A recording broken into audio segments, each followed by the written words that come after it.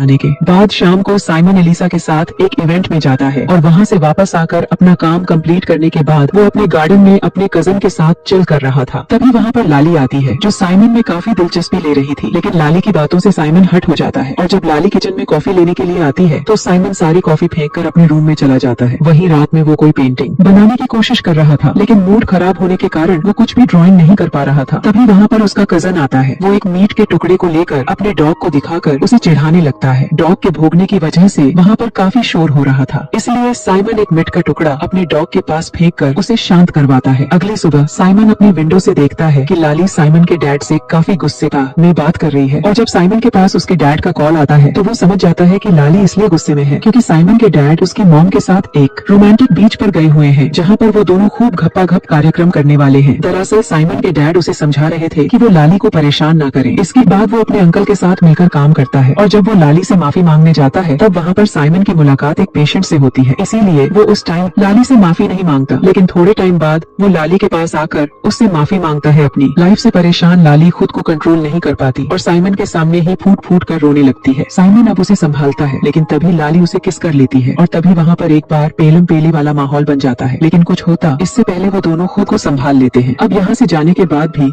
Simon लाली के ख्यालों में खोया रहता है। वो एलिसा के साथ रहने पर भी लाली के बारे में ही सोचता रहता था। अब अगले दिन वो लाली से बात करना चाह रहा था, लेकिन किसी काम की वजह से लाली को वहाँ से बाहर जाना पड़ता है। उसके जाने के बाद साइमन जब लाली की फोटोज देख रहा होता है तभी एक कुरियर वाला लाली के लिए कुछ फ्लावर्स लेकर आता है, जिसे देखकर साइमन समझ जाता है कि ये फ्लावर्स उसके डैड ने लाली के लिए भेजे हैं। ये जानकर साइमन उन फ्लावर्स को घर से बाहर दूर एक कचरे में फेंक देता है। यानी कि साइमन अब लाली का दीवाना हो चुका था और वो उसके मौत के कुएं को पागलों की तरह खोद रहा था। वो लाली की गुफा का इतना दीवाना हो चुका था कि उसे यह भी पता नहीं चला कि जलीसा का अफेयर उसके कजन के साथ चल रहा है और वह साथ ही काफी मजे भी करने लगी थी। लेकिन साइमन को इस बात से कोई भी फर्क नहीं पड़ता क्योंकि साइमन के सिर पर बस लाली की गुफा का नशा चढ़ा हुआ था। अगले दिन जब लाली साइमन के घर से कोई सामान निकाल रही थी तब साइमन पीछे से उसकी दुकान देखकर बावला हो जाता है और वो सीधा लाली के कमरे में जाकर उसे पकड़कर जोरदार किस करता है और एक ही किस में लाली की लाल गुफा से पानी बाहर आ जाता है। फिर वो जल्दी से साइमन को अपने घर पर ले जाती है और वहाँ पर जाकर वो रात भर इंटीमेट होते हैं और यहाँ से इन दोनों का रिलेशन काफी अच्छा हो गया था। इसके बाद से ही अब साइमन के चेहरे पर भी एक अजीब सी स्माइल रहती है, लेकिन जल्द ही उसे एहसास होता है कि उसने एलिसा के साथ गलत किया है। एक रात जब वो क्लब में एंजॉय कर रहे थे तब वो एलिसा को सब सच बता देता है कि वो लाली की लाल गुफा में नहा चुका है, यानी कि मैं उसकी जम के बजा चुका हूँ। ये सुनकर एलिसा का साइमन पर से भरोसा उठ जाता है और वो क्लब से बाहर चली जाती है। इसके बाद साइमन निराश होकर लाली के अपार्टमेंट में जाता है और वहाँ जाकर